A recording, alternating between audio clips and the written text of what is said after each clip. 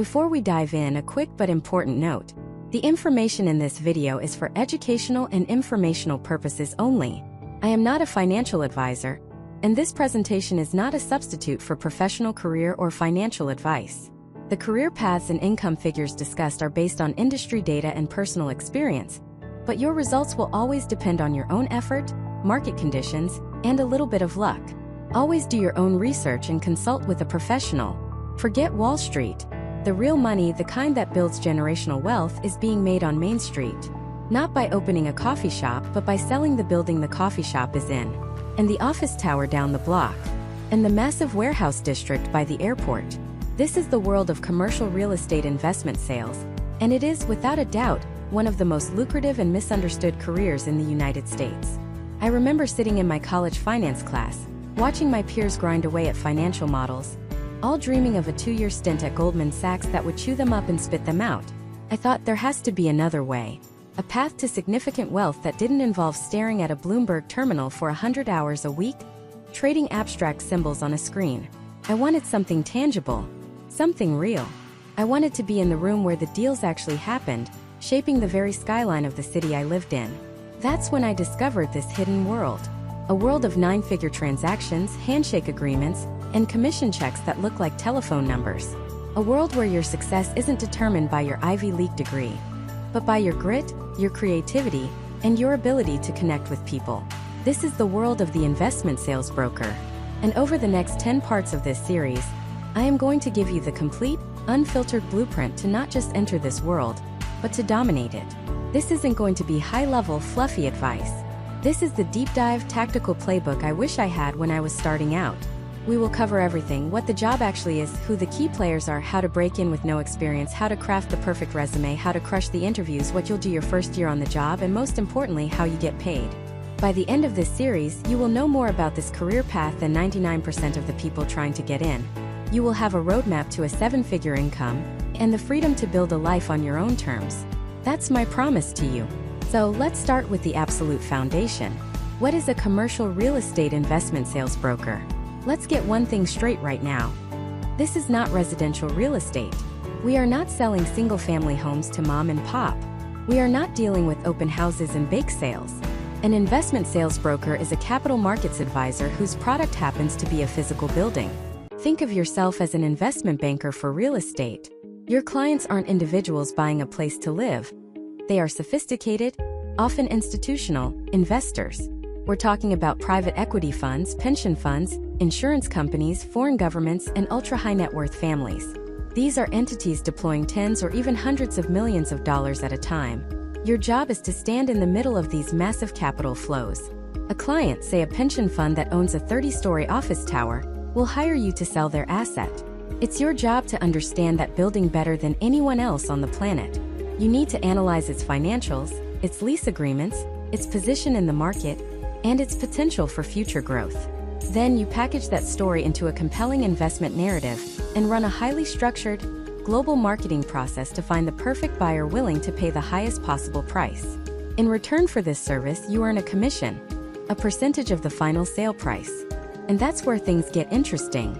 A typical commission on a $50 million deal might be 1%. That's a $500,000 fee for one transaction. And the top brokers in major markets like New York, Los Angeles, or Dallas are doing multiple deals of that size or much, much larger every single year. You do the math. The income potential is effectively uncapped. It's a pure performance-based environment. There is no salary cap, no corporate ladder you have to slowly climb. Your only limit is your ability to find and close deals. But it's about so much more than the money. This career offers two things that are incredibly rare in the high finance world: true entrepreneurial freedom and tangible impact. You are essentially running your own business under the umbrella of a larger firm. Your schedule is your own. Your strategy is your own. You eat what you kill. If you want to take a Tuesday off to play golf with a potential client, you do it. If you want to work until midnight building a financial model that will win you a massive assignment, you do that too. You are the CEO of your own career. And the impact? It's all around you. You can literally drive through a city and point to the buildings you've sold. You can see a new hotel or apartment complex rising and know that you helped put the deal together that made it possible. You are not just trading stocks. You are participating in the physical creation and evolution of the cities we live in. That is a level of satisfaction you simply cannot get from almost any other sales or finance job. Now, I know what some of you might be thinking. This sounds too good to be true. It sounds like an exclusive club that you need a special invitation to join. That's the biggest myth in this entire industry.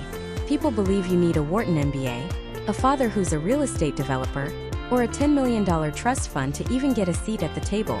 That is absolutely false. I've seen people from all walks of life become titans in this industry. Former accountants, lawyers, professional athletes, military veterans, even history majors. What they all had in common was not their background but their mindset. They were relentless, resourceful, endlessly curious, and masters of building relationships. This business is the ultimate meritocracy. The market does not care where you went to school. It only cares if you can create value and get a deal done. So if you're hungry, if you're competitive, and if the idea of a limitless career where you control your own destiny excites you, then you are in the right place. This is your invitation. This series is your key to the clubhouse. But before you can even think about what kind of suit to wear to an interview or how to analyze a rent roll, you have to understand the battlefield. You need to know the ecosystem, the food chain, the key players who control the entire game. Because in commercial real estate, there are buyers, there are sellers, and then there are the different types of brokers who service them. Understanding this structure is the absolute first step. And it's the step where most aspiring brokers get confused, get lost, and fail before they even begin. They try to sprint without first learning how the game is played. We're not going to make that mistake. So let's lay out the entire playing field, from the major leagues down to the local champions. In the world of commercial real estate brokerage, not all firms are created equal. They operate on different models, have wildly different cultures, and offer vastly different paths to success. Understanding this landscape is like having a map of the battlefield. It shows you where the high ground is, where the ambushes are hidden, and which path aligns with your personal strengths. Broadly, you can break the entire industry down into 4 distinct tiers. Think of it as a pyramid. At the very top, you have Tier 1, the global titans. These are the household names, the publicly traded behemoths you see on skyscrapers in every major city on Earth. We're talking about CBRE, JLL, and Cushman & Wakefield. These are the New York Yankees of real estate. They have offices everywhere. They offer every service imaginable, from investment sales to property management to corporate consulting. And they have a brand that opens doors on its own. Working at a global titan is like getting an MBA in real estate. The training programs are often rigorous, structured, and incredibly comprehensive. You'll be surrounded by an army of professionals, dedicated marketing teams, in-house graphic designers, brilliant financial analysts, and veteran brokers who have seen multiple market cycles. The resources are staggering. You have access to proprietary data, a global network of clients and colleagues, and a balance sheet that can back massive, complex transactions. When you call a potential client and say you're from one of these firms, they immediately know who you are. That brand credibility is a powerful tailwind, especially when you're starting out. But there's a flip side. These are massive corporations. That means bureaucracy. It means politics. It means you are, at least for the first few years, a very small fish in a very, very large ocean. The commission splits are often less favorable than at smaller shops because you're paying for all that overhead, all that support, all that brand power. And the competition is fierce, not just from other firms, but from the person sitting in the cubicle next to you. It can feel impersonal, and your individual identity can sometimes get lost in the corporate machine. The path is often more defined, more rigid. If you thrive on structure, process, and being part of a global powerhouse, this is your world. Just below them, you have Tier 2, the national powerhouses. These are large, often publicly traded firms with a strong presence across the entire United States, but maybe not the same sprawling global footprint as the titans. The key players here are firms like Marcus & Millichap, Colliers International, and in the multifamily space, firms like Berkadia. These companies are formidable competitors, but they often operate on a slightly different philosophy. Take Marcus & Millichap, for example. They pioneered a unique model built on information sharing and mandatory co-brokering within the firm. When you get a listing, the entire national network of brokers is incentivized to help you find a buyer, and vice versa. This creates a highly collaborative, almost internal stock market for properties. They are known for their relentless training and for being a brokerage university that has minted thousands of successful agents. The advantage of a national powerhouse is that you get many of the benefits of a large platform: brand recognition, extensive training, a wide network, but often with a more specialized focus and a slightly more entrepreneurial culture than the global titans. The commission structures might be more favorable, and you might have a clearer path to becoming a big producer within their system.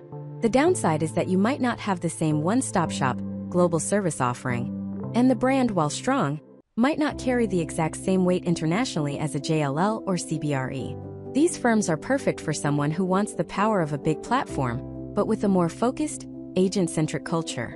Next, we move to Tier 3, the regional dynasties. These are the firms that are absolute killers in their specific geographic domain. They might not be a household name in New York, but in Texas or the Southeast or Southern California, they are the undisputed kings. These firms are often private, founded by a handful of legendary brokers who left a larger shop to build their own empire. They live and breathe their market. Their relationships with local owners, developers, and politicians are decades deep. They know every building, every deal, every player. Working at a regional dynasty gives you an incredible advantage in that specific market. You're learning from the people who arguably know it best. The culture is usually much more entrepreneurial, less corporate, and more like a tight-knit team. Because they are smaller and more nimble, the commission splits can be significantly more attractive. You're not just an employee number. You're a critical part of the firm's success. The potential to make a name for yourself and have a real impact is huge. The trade-off, of course, is geographic limitation. If your client wants to sell their portfolio in your region and buy in another, you might have to hand that business off. The brand doesn't travel well. You don't have the same level of institutional research or support staff as the bigger shops. You're trading global scale for local dominance. This is the ideal environment for someone who knows they want to build their career in a specific city or region and values deep expertise and an entrepreneurial spirit over a global brand. Finally, at the base of the pyramid, we have Tier 4, the boutique sharpshooters. These are the small, hyper-specialized shops, often with fewer than 10 people. They are typically founded by a single superstar broker who went out on their own. They might only focus on one thing, like selling retail strip centers in a 3-county area, or arranging joint venture equity for apartment developers, but they are the absolute best in the world at that one thing. Joining a boutique firm is the highest risk, highest reward play. There is no formal training program. There is no marketing department. There is no brand recognition. It's just you and a handful of others, learning directly from a master of the craft. Your mentorship is unparalleled. You'll be sitting in on meetings and negotiations that a junior broker at a global firm wouldn't get near for 5 years. You'll learn the business from the inside out at lightning speed. And because the overhead is virtually non-existent, the commission splits can be astronomical. We're talking about the potential to keep 70, 80, or even 90% of the fee you generate. The risk? It's immense. If the founder retires or the deal flow dries up, the firm can disappear overnight. You have to build your own credibility from scratch on every single phone call. You are the analyst, the marketer, and the broker all rolled into one. There is no safety net.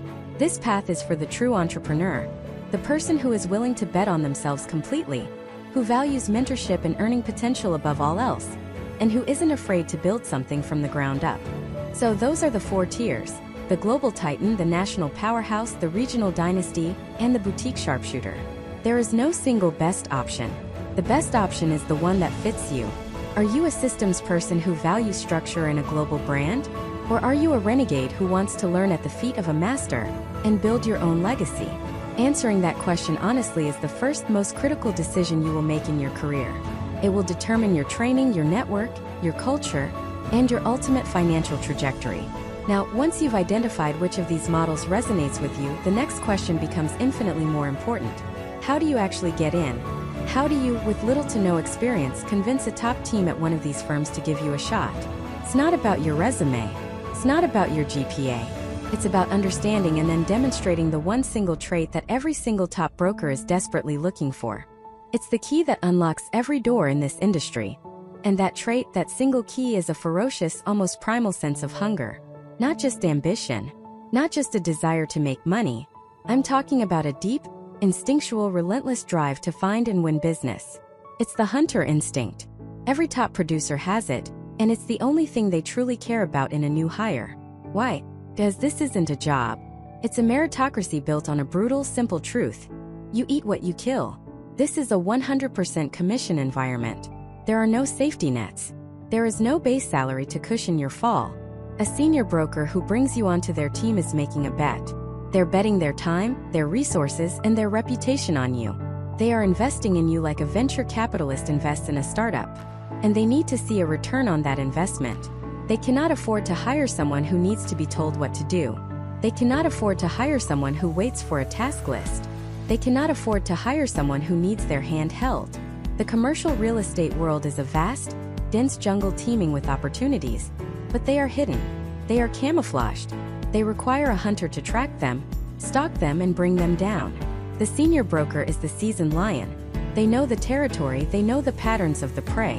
What they need is a young, hungry lion who has the energy, the drive, and the raw instinct to go out and hunt alongside them. They don't need another mouth to feed. They need another hunter to help feed the pride. So what does this hunter instinct actually look like in practice? It's not about being aggressive or slick. It breaks down into 3 core components. First, it's proactive resourcefulness. The average candidate, when faced with a problem they don't know how to solve, will go to their boss and ask for the answer. The hunter finds the answer themselves. They don't know who owns a building. They don't ask, "How do I find out who owns this building?" They spend 3 hours digging through city tax records, property databases like CoStar or Reonomy, and cross-referencing LLCs with state business filings until they have a name. They don't just find a name. They find the owner's other properties, their business address, and maybe even a LinkedIn profile that reveals a common connection. They don't see a closed door. They see a challenge to find the key, pick the lock, or build a new door. The senior broker's time is their most valuable asset. They can't spend it answering questions that Google can answer in 5 seconds. They need someone who respects that time and comes to them with solutions, not problems. The second component is an obsessive curiosity. A hunter is constantly scanning the environment, looking for signs, for tracks, for anything that's out of place. In brokerage, this means being obsessed with your market. You're not just looking at deals that are listed for sale. You're driving the streets, looking for buildings that seem a little neglected. You're reading local business journals, looking for news of a company expanding or downsizing. A trigger that might mean they need to sell their real estate.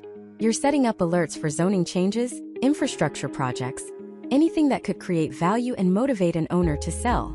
You're asking questions constantly. Who owns that? Why haven't they sold? What's their story? What's their pain point? This curiosity leads you to off-market opportunities, the hidden gems that no one else is looking for. That is where the real money is made. The third, and maybe most important, component is an absolute immunity to rejection. In this business, you will hear the word no more than you have ever heard it in your entire life.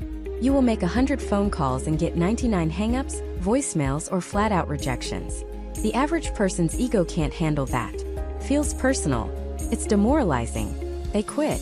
The hunter understands that no is just part of the process. It's not personal. It's just data. A no today might be a maybe in 6 months. A hang-up just means they were busy. Every rejection is simply one step closer to a yes. They have an unshakable belief in the law of averages, that if they keep making calls, keep knocking on doors, and keep turning over rocks, they will find a deal. Their mindset isn't, "I hope I get a yes." It's, "I wonder which one of these calls will be the yes." It's a fundamental shift from hope to expectation. Now here is the secret. You cannot just tell a broker you have this instinct. Saying "I'm a hard worker" or "I'm hungry" is meaningless. It's the most common, empty phrase in every interview. You have to demonstrate it before you even get in the door. This is how you bypass the resume pile and get the attention of the top producer you want to work for. First, do your homework. Pick a team. Not a company, a specific team. Let's say you want to work for the top industrial brokerage team at a major firm in Dallas. Don't just send the team lead your resume. That's what everyone else does. Instead, go into hunter mode. Research their last 5 transactions. You can find this in press releases, on their website, or in industry publications. Pick one of those deals, say, the sale of a 200,000 square foot warehouse in the Great Southwest submarket. Now your hunt begins. Your mission is to find them their next deal. Use Google Maps and satellite view to look at every single warehouse surrounding the one they just sold. Make a list of 10 similar buildings. Now go to the County Appraisal District website. For each of those 10 buildings, find out who the owner is. It will likely be a generic-sounding LLC. This is where most people stop. You won't. You take that LLC name and search it on the Texas Secretary of State website to find the registered agent and corporate officers. You cross-reference those names on LinkedIn. You look for clues. You dig. After a few hours of this digital detective work, you find it. One of the buildings, 123 Manufacturing Drive, is owned by an LLC that traces back to a family trust based in California. Public records show they've owned it for over 25 years. They are an out-of-state, likely non-institutional owner, the perfect seller profile. You've just identified a prime off-market target. Now you craft the email. The subject line is not job application or interested in a junior role. The subject line is potential listing opportunity, 123 Manufacturing Drive. In the body of the email, you write something like this: John, congratulations to your team on the recent sale of the Miller warehouse. I noticed that the adjacent property, 123 Manufacturing Drive, has been owned by the same California-based family trust for over 25 years. Given the record pricing you just achieved for the Miller property, it seems like a prime moment for them to capitalize on the market. This is the kind of proactive, off-market opportunity one would uncover for your team every single day. I've attached my resume for your review, but I'd rather spend 15 minutes on the phone discussing how I can help you find your next 10 deals. Are you free Tuesday afternoon? Think about the power of that. You have just transformed yourself from a job applicant into a potential asset. You didn't ask for a job, you offered value.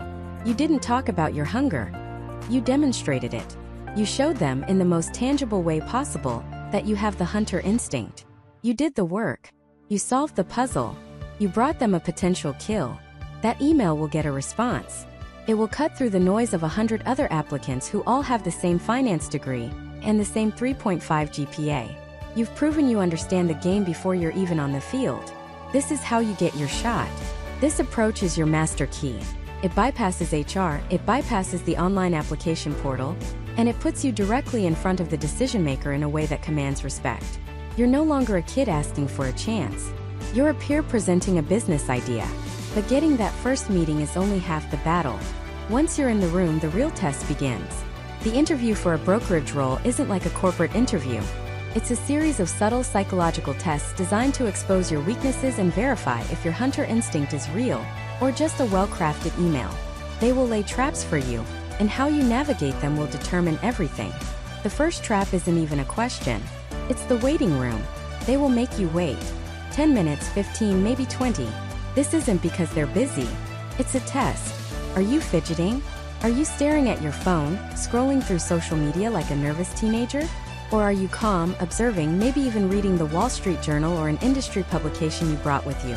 They are watching you on camera before you even meet them. They want to see how you handle unstructured time and pressure. The person who can sit calmly, focused, for 20 minutes is the same person who can spend 3 hours methodically cold calling a list of 50 property owners without losing their mind. When the managing director finally comes out to get you, he'll say something like, "Sorry about the wait, we had a fire to put out." Your answer is not, "Oh, no problem." That's weak. Your answer is, "I hope you got it done. I'm ready when you are." Confident. Unfazed. Game on. Once you're in the room, the games begin. They'll ask you the most obvious question imaginable. So why investment sales? This is the great filter. 90% of candidates get this wrong. They say, "I want to make a lot of money," or "I'm passionate about real estate." Both are terrible answers. Saying you want to make money tells them you're motivated by the reward, not the process. You'll quit the second it gets hard because in the beginning there is no reward. Saying you're passionate about real estate is meaningless fluff. What does that even mean? That you like looking at buildings? The correct answer is a story. It's about the hunt. It's because I'm drawn to the entrepreneurial nature of the business. I want to build something from the ground up, eat what I kill, and control my own destiny. I'm not looking for a salary. I'm looking for an opportunity to create value. And I understand that means starting at zero and fighting for every single deal. You're not talking about money, you're talking about the drive, the competition, the meritocracy.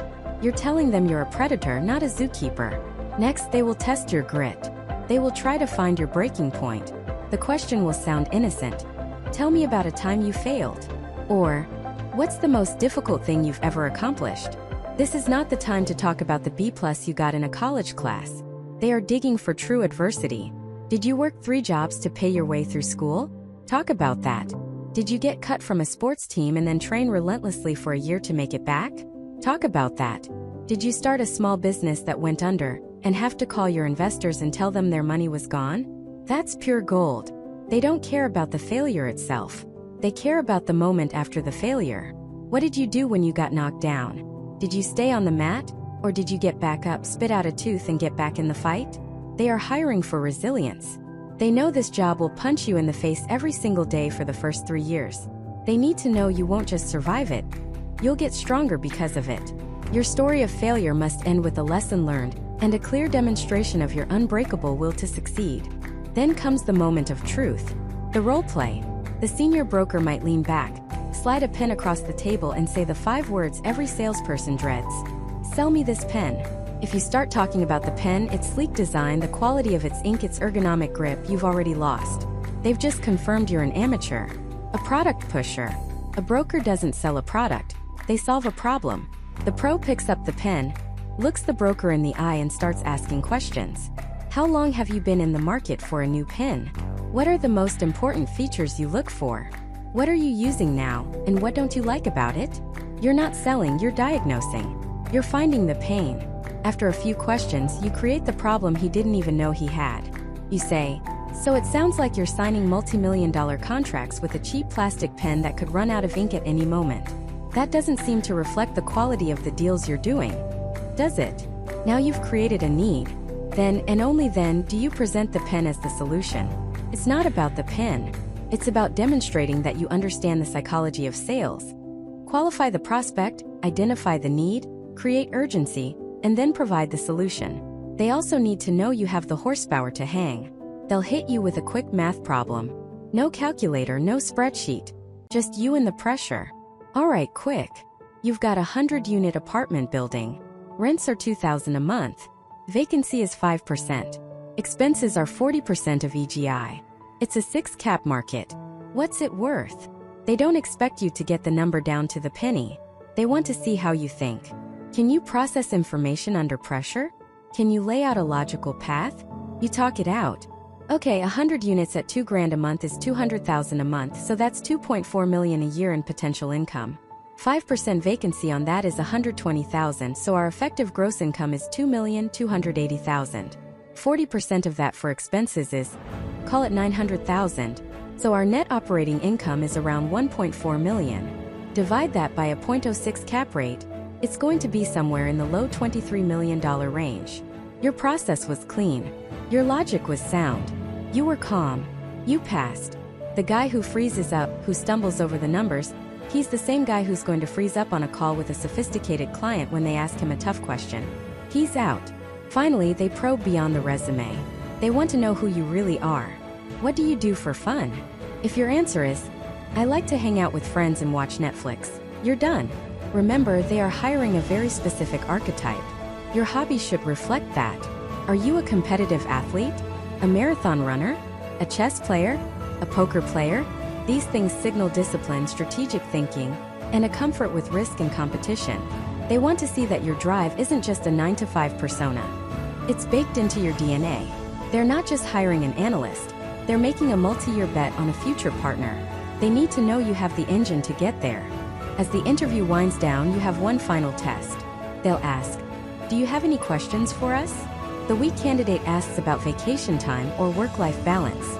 The strong candidate asks questions that prove they've been listening and that they're thinking like a producer. What is the single biggest challenge the team is facing right now? Can you describe the mentorship process for a new associate? What is the path from analyst to senior broker? And what are the key metrics I'd need to hit in the first 24 months to be on that track? And then you do what a hunter does. You close. You don't just say, thank you for your time. You look the hiring manager in the eye and you ask for the job. Based on our conversation, I'm more confident than ever that this is the right place for me. I have the drive and the resilience you're looking for, and I'm ready to start at the bottom and outwork everyone. What are the next steps in the process? It's bold. It's confident. It's the final signal that you are not just another candidate. You are a closer. You've survived the gauntlet. But getting the offer isn't the finish line. It's the starting gun for the real war. Your first year in the analyst pit. And that's a place where most aspiring brokers don't just fail, they break. Your first Monday doesn't start with a welcoming orientation. Disclaimer: the information presented is for informational purposes only and is not professional financial, investment, or tax advice. All investments involve risk and may result in partial or total loss. You should always conduct your own research and consult with a qualified financial professional before making any financial decisions. By viewing this video, you agree not to hold the creator liable for any loss or damage arising from your use of the information provided. It starts with an email sent at 5:47 a.m. from a senior vice president you've never met. The subject line has no text. The body has a single street address and 2 letters. B. OV. Broker opinion of value. It's a test. And the clock is ticking. Welcome to the pit. Forget the corner office dreams. Your new home is a cramped cubicle in a sea of identical desks. A space known as the bullpen. The air hums with a specific kind of tension. A mix of caffeine, ambition, and low-grade panic. The only sound louder than the furious clicking of keyboards is the occasional bark of a senior broker down the hall. A sound that makes everyone's spine straighten simultaneously. Your first year is governed by a brutal, unwritten constitution. The First Amendment is this: you are not paid to have an opinion. You are paid to be a machine. A high-speed, hyper-accurate data processing machine. Your primary function is to underwrite properties. This isn't just plugging numbers into Excel. This is financial archaeology. You're given a digital folder, a data room, filled with hundreds of disorganized files. Scanned lease agreements covered in coffee stains, cryptic operating statements, and property tax bills from 3 years ago. Your job is to excavate the truth. You're building a pro forma, a 10-year financial forecast that is the absolute bedrock of every deal. You'll spend 8 hours tracing a single tenant's expense reimbursement clause through a 90-page lease, because getting it wrong could swing the building's value by $1 million. You'll model the rent growth for a submarket you've never even visited, using demographic data and absorption reports until your eyes bleed. You'll learn the industry's Bible, a software called Argus, which feels like it was designed in 1992 and is about as intuitive as flying a Cold War-era jet fighter. But you will master it. You have to, because at any moment, a managing director will storm over to your desk, not to ask how you're doing, but to point at a single cell on your monitor and ask, "Where did you get that number?" And you better have an answer.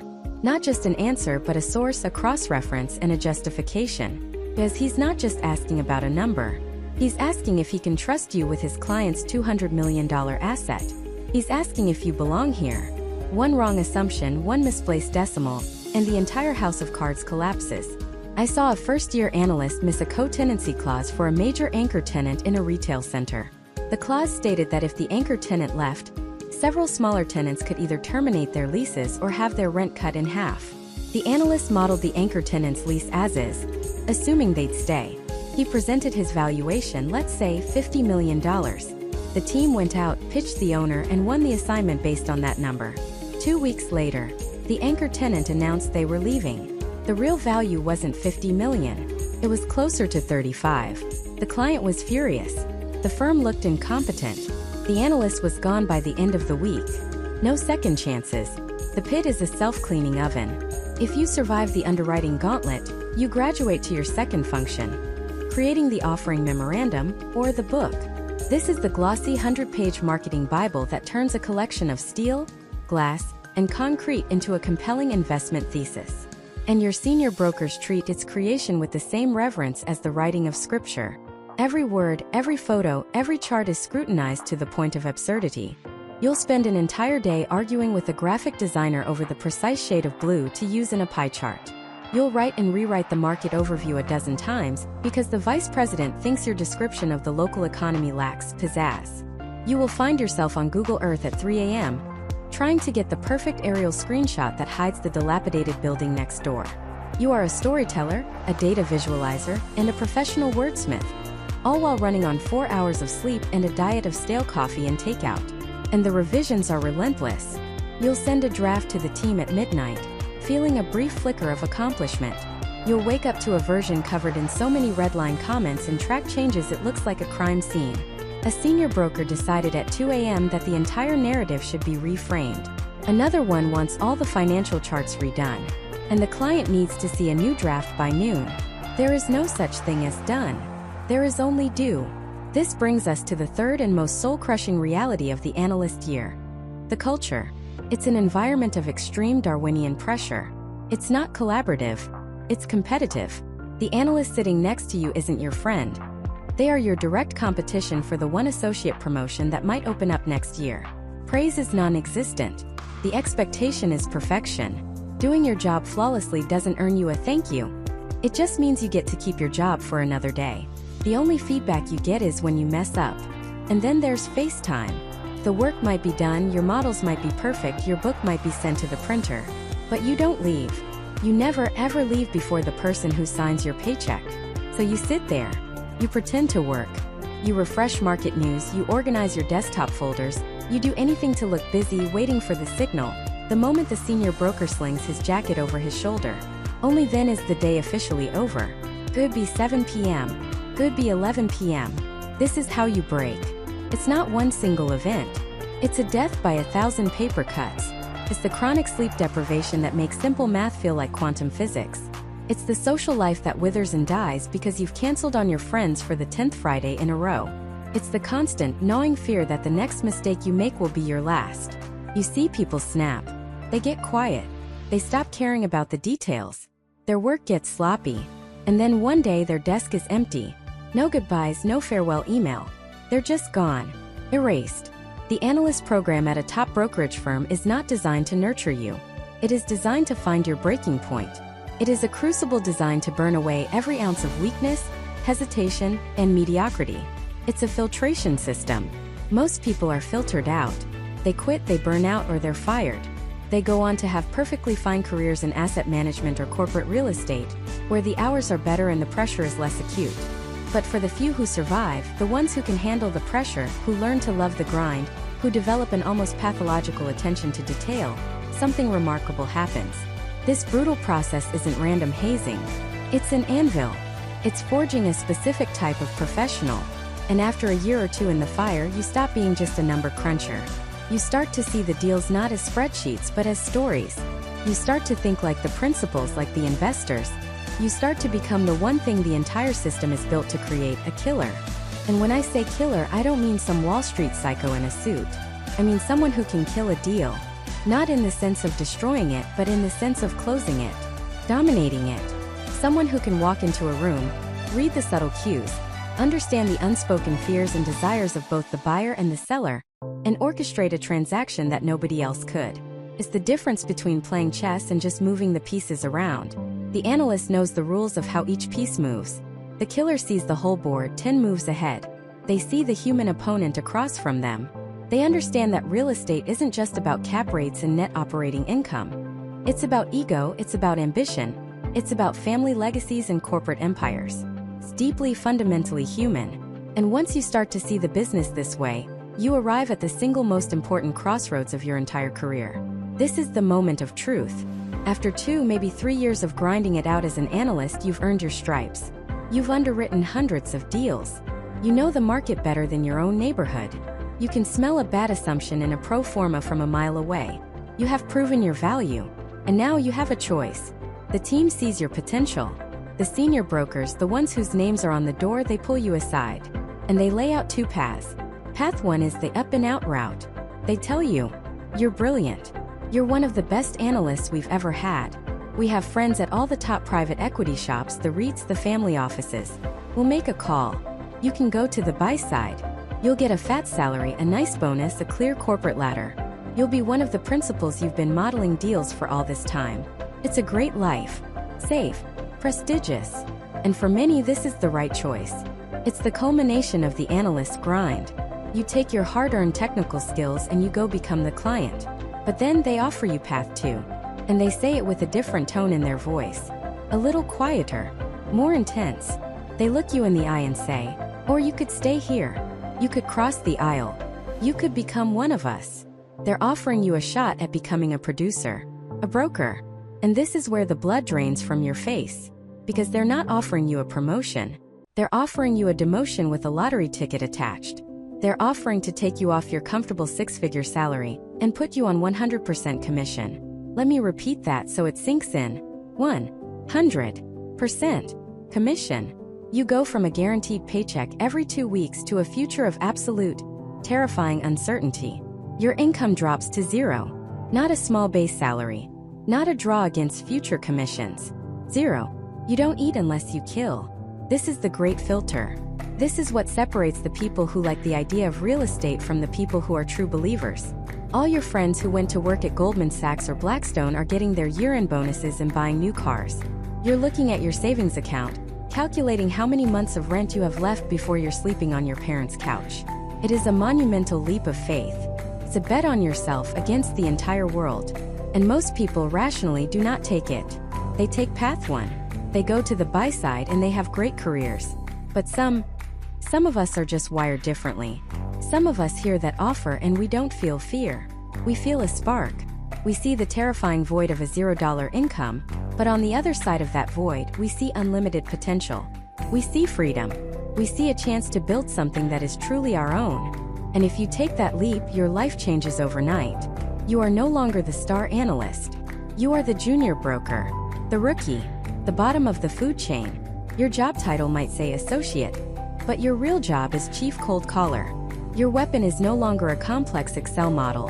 It's a telephone. Your days are no longer spent in the quiet concentration of financial analysis. They are a blur of rejection. Your senior broker hands you a list. It might be a list of every apartment building owner in a specific zip code. It might be a list of every dentist who owns their own medical office building in the entire state. And your job is simple. Call every single person on that list. And the next list. And the one after that. You sit in a little cubicle or maybe just a desk in the open plan bullpen with a headset on and you dial. For 8 to 10 hours a day. Hi, is Mr. Smith available? No. Click.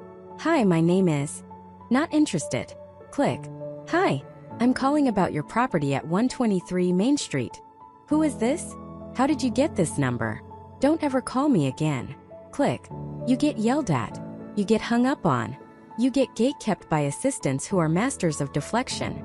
You will experience more raw, unfiltered rejection in your first 6 months as a junior broker than most people experience in their entire lives. It is a soul-crushing, ego-destroying exercise in futility. 99 out of every 100 calls go nowhere.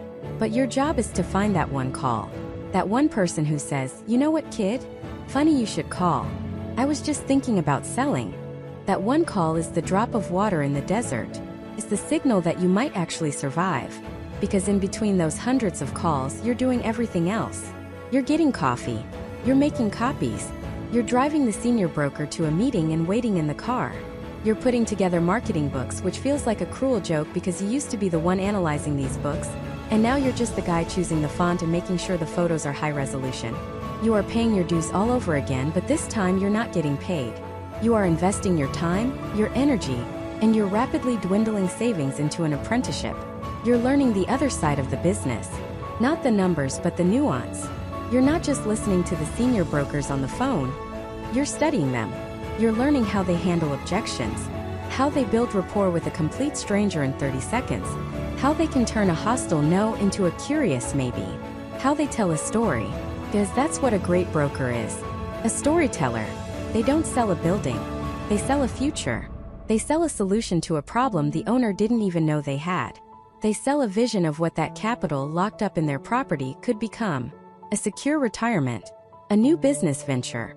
A legacy for their children. You're learning that the offering memorandum, the document you spent years perfecting as an analyst, is just the sheet music. The real performance, the real art happens in the conversations. It happens over a steak dinner on the golf course or in a 5-minute phone call. You start to build what's called your book of business. And at first your book is empty. It's a blank ledger. But every call you make, every person you talk to, every little piece of information you gather is an entry. John Smith at 123 Main Street isn't selling now, but his kids are graduating college in 2 years and he might want to simplify his life then. Mary Jones at 456 Oak Avenue just refinanced, so she's locked in for a while, but she mentioned her partner owns another building across town. You are a detective, an intelligence agent. You are piecing together the puzzle of the entire market, one conversation at a time. You're building a database in your head and in your CRM that is more valuable than any subscription service. It's a living, breathing map of ownership, motivations, and relationships. And that map, that book of business, will one day become your personal gold mine. But for now, you're just digging with no guarantee you'll ever strike a vein. You're just hoping, praying that one of those 100 calls leads to a meeting. And that one of those meetings, just one, turns into a listing. And then one day it happens. It's a Tuesday afternoon. You've already made 63 calls. 63 rejections, voicemails, or gatekeepers. On call 64, you get the owner on the line. He's gruff. He sounds busy. You launch into your script, the words now so worn into your brain they feel like a prayer. You're expecting the click of the hang up, the curt "not interested." But instead you hear a pause. A long agonizing pause. And then he says, "You know what, kid? I've been thinking about it. Why don't you come by my office Thursday, 2 o'clock, and bring me some numbers? Don't waste my time." Your heart stops. For a full second you forget how to speak. You manage to squeak out a "Yes sir, absolutely, Thursday at 2, and hang up the phone. You stare at the receiver. You look around the bullpen. No one else has any idea that your entire world just tilted on its axis. You just landed the meeting. The one you've been dreaming about, grinding for months. The feeling is pure, uncut adrenaline. It's better than coffee, better than anything. And it lasts for about 90 seconds. Then the second feeling hits you.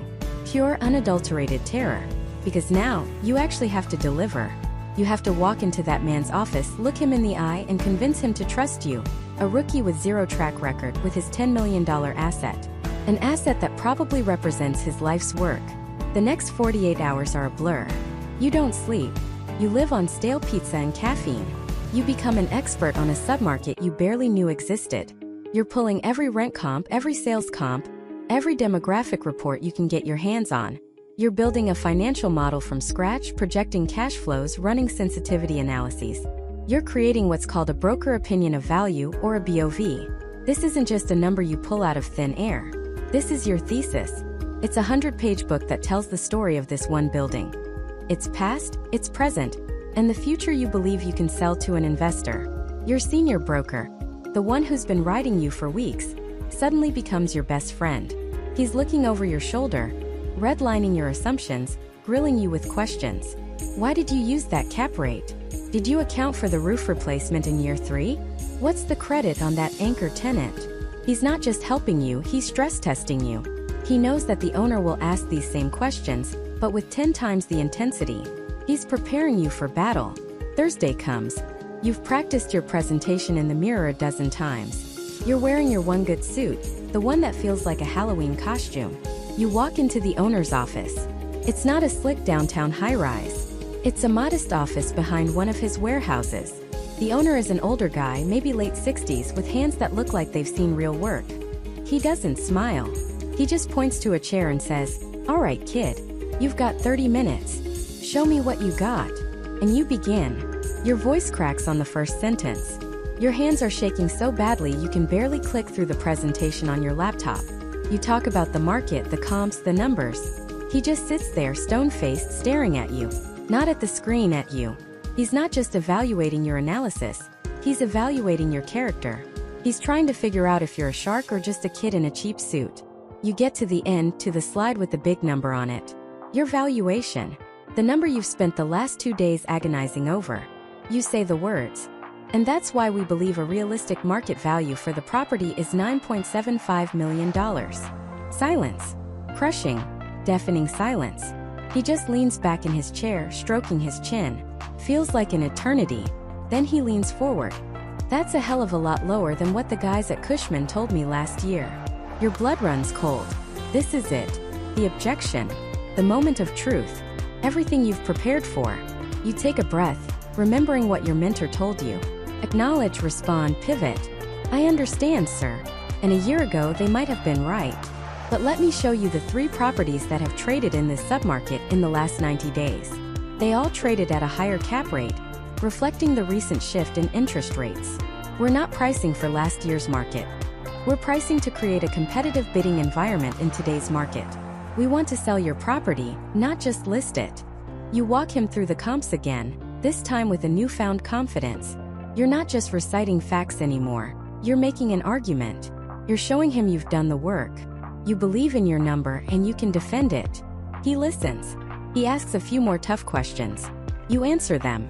The fear is gone, replaced by focus. This is the job.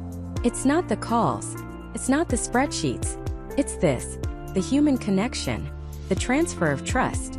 After what feels like a lifetime, he leans back again. He lets out a long sigh. And then he says the 5 words that will change your life. All right, kid. Where do I sign? You try to play it cool as you slide the listing agreement across the table. It's a 20-page document that feels like it weighs 1,000 pounds. He signs it. You sign it. He hands you a copy.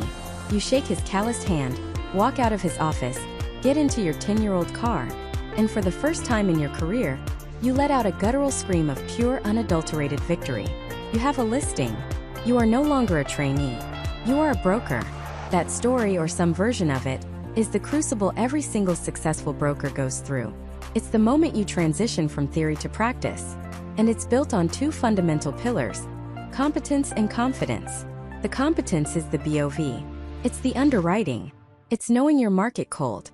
It's understanding concepts like net operating income, the property's total income minus all its operating expenses. It's mastering the capitalization rate, or cap rate, which is the NOI divided by the property's value. This is the single most important metric in investment sales.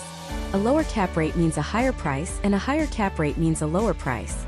You have to know what the market cap rate is for an A-class office building in a central business district versus a C-class industrial building in a tertiary market. This isn't just data. It's the language of the business. Your ability to speak it fluently is your ticket to the game.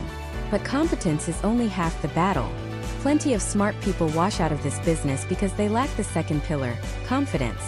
Confidence isn't about being loud or arrogant. It's a quiet, unshakable belief in your own work and your own value. It's the ability to look a multimillionaire in the eye and tell him something he might not want to hear about his property. It's the ability to handle rejection, to absorb pressure, and to stand your ground when you know you're right. That confidence doesn't come from a book. It's forged in the fire of 1,000 cold calls. It's earned in the lonely late-night hours spent underwriting a deal. And it's crystallized in that very first listing meeting when you walk in as a kid, and if you succeed, you walk out as a professional. Getting that first signed exclusive listing agreement is the single most important milestone in your career. It's your proof of concept. Tells the world, and more importantly, it tells yourself that you can do this. It's the key that unlocks the next door. Because now the real work begins. You haven't made $1 yet. All you've done is earn the right to try. Now you have to take this listing, this promise on a piece of paper, and turn it into a closed deal. You have to go to market. Going to market isn't just an expression. It's a declaration of war. It's the moment your private strategic work becomes a public, full-contact sport. And the first thing you do in any campaign is build your primary weapon. In investment sales, that weapon is the offering memorandum, or the OM. This is not a glossy brochure. This is the Bible of the deal. It's a 50, 80, sometimes over 100-page document that tells the entire story of the asset, past, present, and most importantly, future. This is where the analyst on the team becomes the hero. For weeks, they are buried in spreadsheets, rent rolls, and operating statements. They are stress testing every single assumption. What happens if vacancy ticks up by 2%? What if property taxes get reassessed? What if our projected rent growth is off by 50 cents per square foot? They are building a financial model so robust, it can withstand the scrutiny of the most cynical private equity funds in the world. This model becomes the engine of the OM. It's surrounded by a meticulously crafted narrative. You write about the submarket, the demographic trends, the new employers moving into the area, the infrastructure projects being built. You commission professional photography and drone videography to make a 20-year-old industrial box look like a modern masterpiece. You create floor plans, site plans, and aerial maps with more labels than a NASA schematic. Every single word, every single number in that OM is a promise. And if you get it wrong, your credibility is shot. A typo in the square footage? A miscalculation in the net operating income? Buyers will find it. And when they do, they'll start to wonder what else you got wrong. The OM is your opening argument, and it has to be flawless. While the analyst is grinding on the numbers and the marketing team is designing the package, the senior brokers are crafting the battle plan. Who are we selling this to? You don't just blast an email to 1 million people and hope for the best. That's amateur hour. A sophisticated process is surgical. You build a list. Tier 1, Tier 2, Tier 3. Tier 1 is your sniper list. These are the 10 to 15 most likely buyers on the planet for this specific asset. You know them because you've done business with them before. You know their acquisition criteria inside and out. You know the analyst's name, you have the principal's cell phone number. These are the people you call before the deal officially launches. You give them a heads up. You make them feel like insiders. Tier 2 is your broader group of qualified players. These are the institutional funds, the public REITs, the well-known family offices who are active in the market. They'll get the email blast on day one, and you expect them to engage. Tier 3 is the wider market. The syndicators, the high-net-worth investors, the out-of-state money looking for a foothold. You'll reach them through platforms like LoopNet and Crexi, and through your firm's national platform. The strategy you choose, whether it's a quiet, targeted Tier 1 process or a broad auction-style campaign, depends entirely on the asset and the seller's goals. Does the seller want the absolute highest price no matter how messy the process gets? You go broad. Does the seller value certainty of close and discretion above all else? You keep the circle tight. This is where a broker earns their fee, not just by finding a buyer, but by designing the process that delivers the best outcome for their client. Then comes launch day. The OM is finished. The website is live. The email is drafted. There's a palpable energy in the office. You hit send, and for a few minutes there's silence. And then the floodgates open. The phone starts ringing off the hook. Your inbox explodes. It's an avalanche of confidentiality agreements, or CAs. These are the digital handshakes that allow a potential buyer to see the full offering memorandum. The junior team members go into overdrive, processing CAs, vetting buyers, sending out the OM, and logging every single interaction into a database. Who opened the OM? How long did they look at it? Did they click on the financials page? This isn't just busy work. You're gathering market intelligence in real time. You're building a picture of who's serious and who's just kicking the tires. Within a few days, the tour requests start pouring in. This is where the pavement meets the pitch. You can write the most beautiful OM in the world, but a deal is sold in the lobby, in the mechanical room, on the roof. Conducting a property tour is a performance. You're not just a guide. You're a storyteller. You don't start by showing the vacant suite. You start by showing the brand new chillers, the recently resurfaced parking lot, the fiber optic cable coming into the building. You're selling the steak before the sizzle. You're demonstrating that the boring, expensive stuff has been taken care of. When you walk the property, you're painting a picture of the future. You point to an adjacent empty lot and talk about the new development coming in next door. You stand in an empty office and say, "Imagine this space with polished concrete floors and an open ceiling. We're seeing tenants pay a $5 premium for that kind of build-out in this market." You're connecting the dots for them, helping them see the upside that isn't immediately obvious. You also have to be a master of logistics. You might have 10 tours in a single day back to back. You're coordinating with the property manager, the building engineer, the existing tenants, and the buyer's entire team, their broker, their architect, their lender. It's a chaotic ballet, and your job is to be the calm, unflappable director who makes it all run smoothly. This process of mass marketing and individual tours goes on for about 3 to 4 weeks. All the while, you're in constant communication with your seller, providing updates, sharing feedback from the market, and managing their expectations. Finally, the moment of truth arrives. You set a deadline. You send out a formal call for offers. This is the single most important moment in the marketing process. It creates urgency. It forces every interested party to stop analyzing and start deciding. It tells the market, if you want this asset, the time for games is over. Put your best foot forward because you may not get a second chance. The call for offers letter is simple. Offers are due by 5 p.m. Central on Thursday, October 26th. For the next week, your phone rings nonstop with clarifying questions from the serious buyers. They're finalizing their underwriting. They're running their investment committee meetings. They're sharpening their pencils. And you wait. You've built the weapon. You've executed the battle plan. You've fought in the trenches on property tours. You've done everything you possibly can. Now you stand by as the bids start to roll in one by one into your inbox. Each email is a multi-million-dollar judgment on your work, your pricing, and your story. And as that deadline hits, you open the first one, holding your breath, about to find out if you've orchestrated a triumph or a failure. The first email is a letter of intent, a LOI, from a group you've never heard of, a newly formed LLC out of Delaware. Prices surprisingly high, higher than your whisper price. Your heart jumps for a second, a surge of validation. But then you read the terms.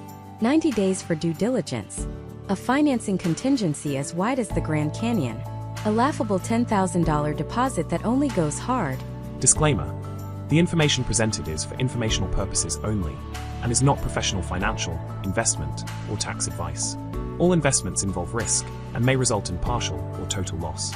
You should always conduct your own research and consult with a qualified financial professional before making any financial decisions. By viewing this video, you agree not to hold the creator liable for any loss or damage arising from your use of the information provided. Or non-refundable after 60 days. This isn't an offer. This is a free option. It's a placeholder from a speculator hoping to tie up your property while they try to find the actual money. You drag it to a folder labeled Tier 3. It's noise, not signal. The second email is from a well-known family office. Their price is conservative, 10% below your guidance. But the terms are beautiful. All cash. A 7-day diligence period. $1 million deposit hard on day one.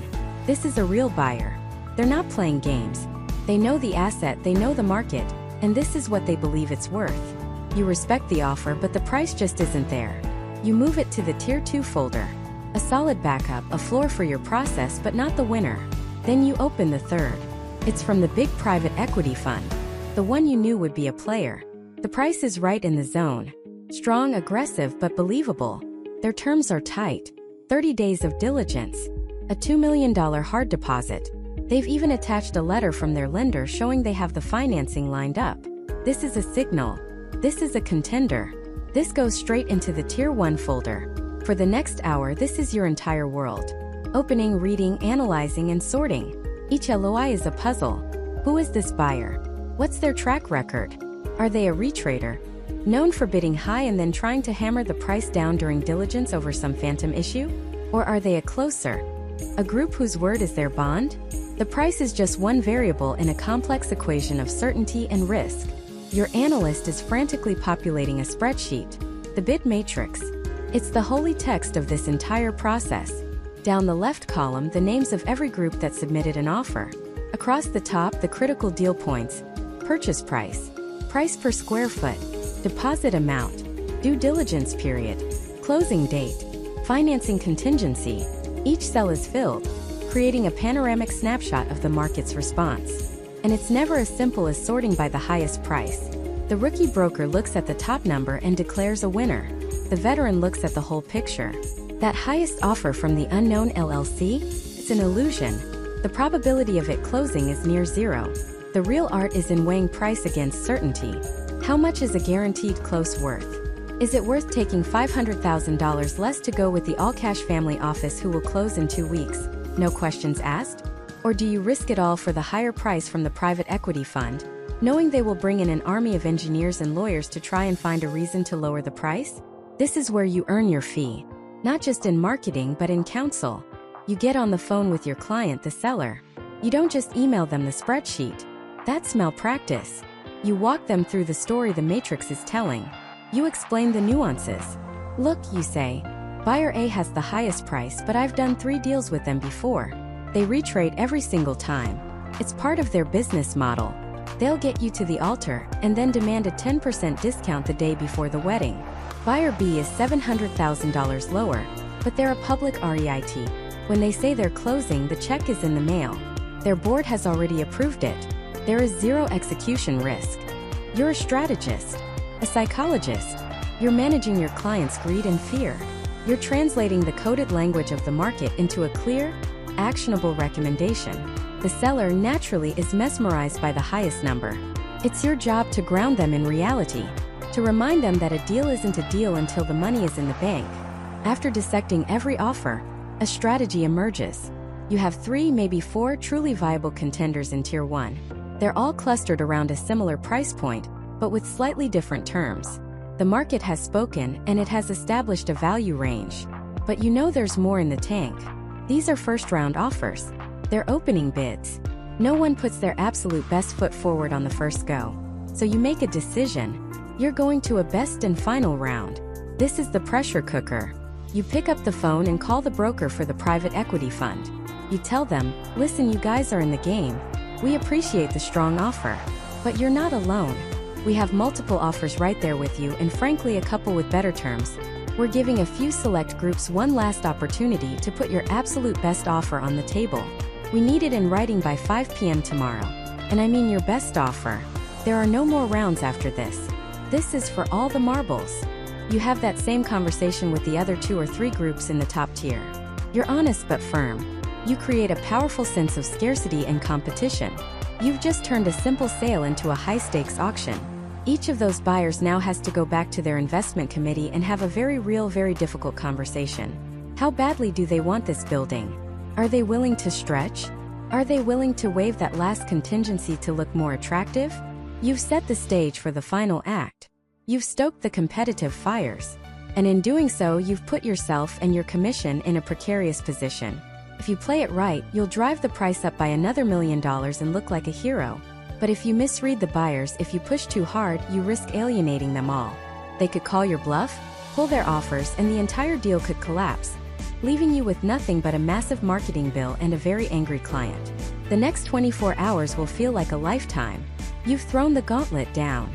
Now all you can do is wait and see who has the conviction, the capital, and the courage to pick it up.